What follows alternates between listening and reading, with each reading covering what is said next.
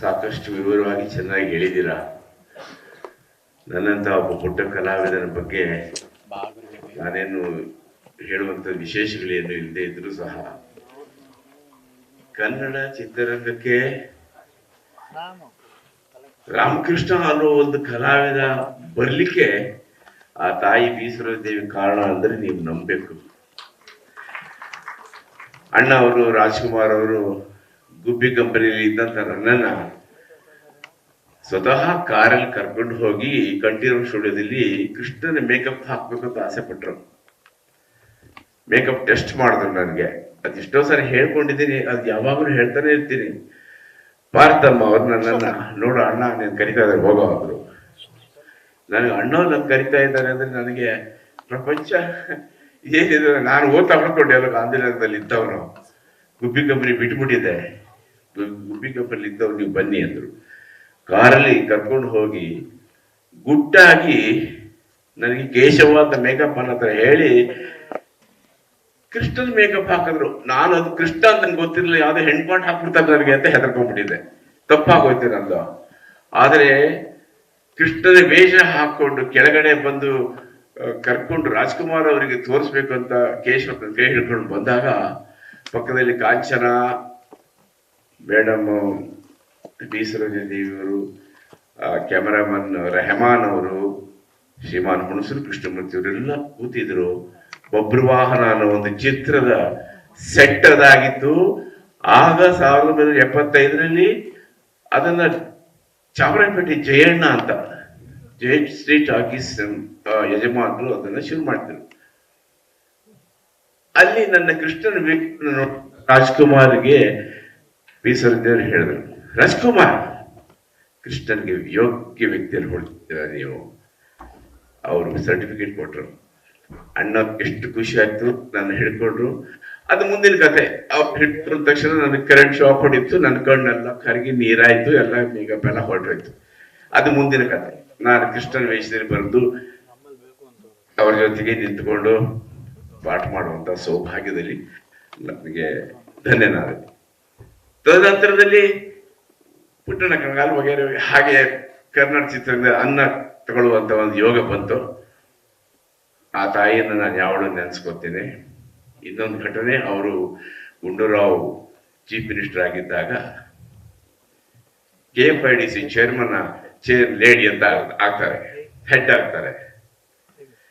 ಆವಾಗ ಅವರು ಕಂಠೀರವ ಸ್ಟುಡಿಯೋದಲ್ಲಿ ಒಂದು ಆಫೀಸ್ ಇತ್ತು, ಅವ್ರಿಗೆ ಬಂದಿದ್ರು. ನಾವು ಜಗ್ಗು ಅಂತ ಒಂದು ಸಿನಿಮಾದಲ್ಲಿ ವಿಜಯ್ ಜ್ವರನ ಡೈರೆಕ್ಷನ್ ಅವರಲ್ಲಿ ಇದ್ವಿ. ನಾವು ಸುಂದರರಾಜ್ ಅವರು, ಜಗದೀಶ್ ಎಲ್ಲ ಇದ್ವಿ. ಬರ್ರಯ್ಯ, ನನಗೆ ಬಬ್ರು ಅಂತಲ್ಲ, ನಾನು ಅವ್ರ ಜೊತೆ ಪಾಠ ಮಾಡ್ಬಿಟ್ಟಿದ್ದೀನಿ, ಬಾ ನಾನು ಇಂಟ್ರೊಡ್ಯೂಸ್ ಮಾಡ್ಕೊಡ್ತೀನಿ ಬನ್ರಿ ಅಂತ. ಯಾಕಂದ್ರೆ ನಾವು ಬೇಸರ ದೇವ್ರು ಬಾ ನೋಡ್ಬೇಕು ಅಂತ ಆಸೆ ಪಟ್ರು ಅವರು. ನನಗೆ ಚೆನ್ನಾಗಿ ಪರಿಚಯ ಇದೆ ಬನ್ನಿ ಅಂತ ನಾನು ಕರ್ಕೊಂಡು ಹೋದ್ರೆ ಅವರು ಯಾರೋ ಒಬ್ಬ ಹೆಣ್ಣು ಮಕ್ಕಳ ಜೊತೆಗೆ ಚರ್ಚೆಯಲ್ಲಿ ಇದ್ರು ಅವರು ಆಫೀಸಲ್ಲಿ. ನಾನು ಹೋಗಕ್ ಮುಂಚೆ ಅವ್ರದ್ದೊಂದು ಕಾರ್ ಇದೆ, ಇಂಪಾರ ಕಾರ್. ನೀವೆಲ್ಲ ನೋಡಿದ್ರೆ ಅದು ಮುಂದು ಹೀಗನ್ನುತ್ತೆ, ಹಿಂದೂ ಹೀಗನ್ನುತ್ತೆ, ಅದು ಬ್ರೇಕ್ ಹಾಕಿದ್ರೆ ಆ ತರ ಇಂಪಾರ ಕಾರ್ ಅವ್ರು ಬರ್ತಿದ್ರು. ಆಗ ಅವರು MG ರಾಮಚಂದ್ರ ಅವ್ರ ಹತ್ರ ಇತ್ತು ಅದು. ಆ ಕಾರಣ ಒಮ್ಮೆ ಹಿಂಗ ಅಂದೆ ನಾನು. ಸ್ವಲ್ಪ ತುಂಟುತನ ಜಾಸ್ತಿ ನನಗೆ. ಅದು ಕಿಟಕಿಯಲ್ಲಿ ಅವ್ರು ಗಮನಿಸಿದ್ರು, ಏನೋ ಗೊತ್ತಿಲ್ಲ. ಸುಂದ್ರ ಏನು ಇದು, ಏನ್ ಈ ಕಾರ್ ನಿಲ್ಸಕ್ಕೆ ಸುಮಾರು 30-40 ಸೈಟ್ ಬೇಕು ಕಣಯ್ಯ, ಇದೇನಯ್ಯ ಇದು ಇಷ್ಟು ದೊಡ್ಡ ಕಾರ್ ಅಂತ ಹೇಳ್ಬಿಟ್ಟೆ. ಅದು ಕೇಳೋಯ್ತು, ಅದು ಗೊತ್ತಿಲ್ಲ.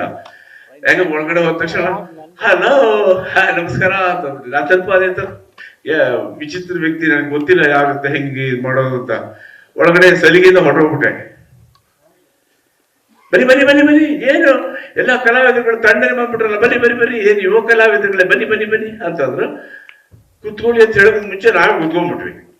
ನಾನು ಸೀದಾ ಆರಾಮಾಗಿ ಕುತ್ಕೊಂಡ್ಬಿಟ್ಟೆ, ಯಾಕಂದ್ರೆ ನಮಗೆ ಬಹಳ ಸಲಿಗೆ ಅಲ್ಲ ಅಂತ ಹೇಳ್ಬಿಟ್ಟು. ಏಯ್ ರಾಮಕೃಷ್ಣ ಹೇಳ್ರಿ, ಹೆಣ್ಮಕ್ಳು ಎದುರುಗಡೆ ಯಾಕೆ ಕೂತ್ಕೊಳ್ಬೇಕಂತ ಗೊತ್ತಾಗಲ್ಲ ನಿಮ್ಗೆ? ಶಡ ಏನ್ ಬಿಹೇವ್ ಮಾಡ್ತೀರ ನೀವು ಅಂತ ಅಂದ್ಬಿಟ್ರು. ಸತ್ಯ. ಯಾಕೆಂದ್ರೆ ಜೀವನದಲ್ಲಿ ನಾವೆಲ್ಲ ಪಾಠ ಕಲಿಬೇಕು. ಒಬ್ಬ ಶ್ರೇಷ್ಠ ಹೆಂಗಸರ ಮುಂದೆ ನಾವು ಹೇಗಿರ್ಬೇಕಾಗಿತ್ತು ಹಾಗಿರ್ಲಿಲ್ಲ. ನಾನು ಬಹಳ ಸಲಿಗೆಯಿಂದ ಹೋಗ್ಬಿಟ್ಟೆ ನಾನು. ಅದು ನನ್ನ ಇವತ್ತಿನವರೆಗೂ ನನ್ನ ತಲೆಯಲ್ಲಿದೆ. ಯಾರು ಇವತ್ತು ನೋಡಿ ಇವರು ಬಂದಿದಾರಲ್ಲ ನಮ್ಮ ಸುಮಲತಾ ಅವರು, ಅವ್ರ ಎದುರಿಗೆ ನಾವು ಹೇಗಿರ್ಬೇಕು ಅನ್ನೋದು ನನಗೆ ಒಂದು ಹೆದರಿಕೆ ಆಗುತ್ತೆ.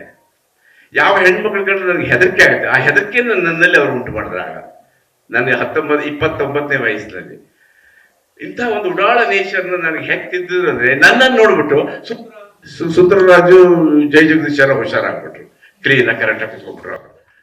ಹಾ ಆಯ್ತಪ್ಪ ಅಂತ ಆರಾಮಿದ್ದೀರಾ, ಏನ್ ಸಮಾಚಾರ, ಏನೇನಾಗಬೇಕು ಹೇಳಿ ಮಾಡ್ಕೊಂಡ್ಬಿಡ ಹೇಳಿ ಅಂದ್ರು. ಇವರು ಕನ್ನಡಿ ಬೇಕು ನಮ್ಗೆ, ಇದು ಬೇಕು ಅಂತ ಮೇಕಪ್ ರೂಮ್ ಚೆನ್ನಾಗ್ ಆಗ್ಬೇಕು ಸುಂದರ ಏನೋ ಲಿಸ್ಟ್ ಕೊಟ್ರು, ಚೆನ್ನಾಗ್ ಮಾಡಿದ್ರು. ರೂಮ್ ಎಲ್ಲ ಭಾಳ ಕೊಟ್ರು.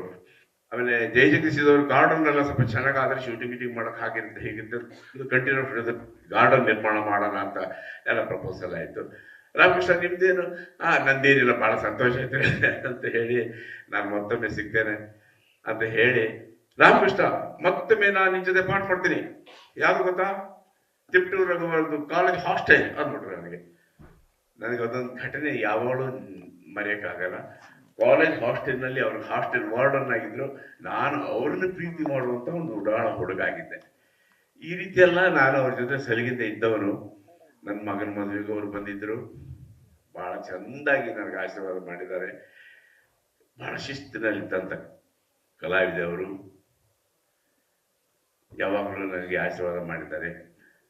ರಾಜ್ಕುಮಾರ್ ಅವ್ರಿಗೆ ನಾವು ಏನ್ ಗೌರವ ಕೊಡ್ತೀವೋ ಅದೇ ಗೌರವವನ್ನು ಅವ್ರ ಮೇಲೂ ನಾವು ಇಟ್ಟಿದ್ವಿ. ಅವರಂತಲ್ಲ, ಜಯಂತಿಯವರು, ಲೀಲಾವತಿಯವರು, ಯಾರೇ ಆಗ್ಲಿ, ನಾನಂತೂ ನಮ್ಮ ಕನ್ನಡದ ಯಾರೇ ನಟಿಯರಿದ್ರು ಮೊದಲು ಸ್ವಲ್ಪ ಹೆದರ್ಕೊಂಡೇ ಇರ್ತೀನಿ, ಈಗಲೂ.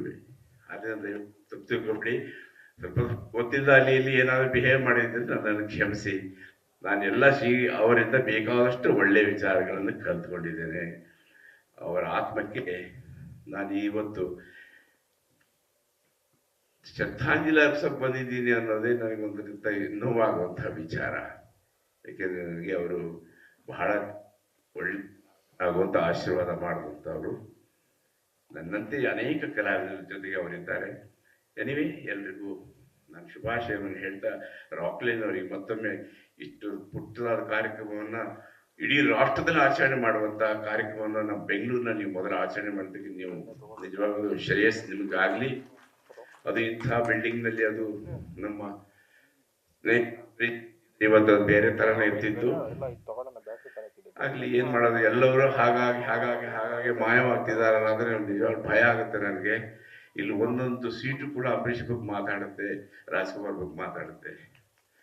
ಹೌದು, ಶುಭಾಶಯಗಳು. ಬೀಸರಂಜಿಯವರು ನಾನು ಯಾವಾಗಲೂ ಬೀಸರಂಜಮ್ಮ ಅಂತ ಹೇಳ್ತಿರ್ಲಿಲ್ಲ. 20 ಗುಲಾಬಿ ಬಂದ್ರು ಅಂತಿದ್ದ ನಾನು ಅವರಿಗೆ. ಇದೇ ತರ ನನ್ನ ಮಾತು, 20 ಗುಲಾಬಿ ಬೀಸ್ ರೋಜಾ ಅಂತ ಹೇಳ್ತಿದ್ದೆ ಅವರಿಗೆ.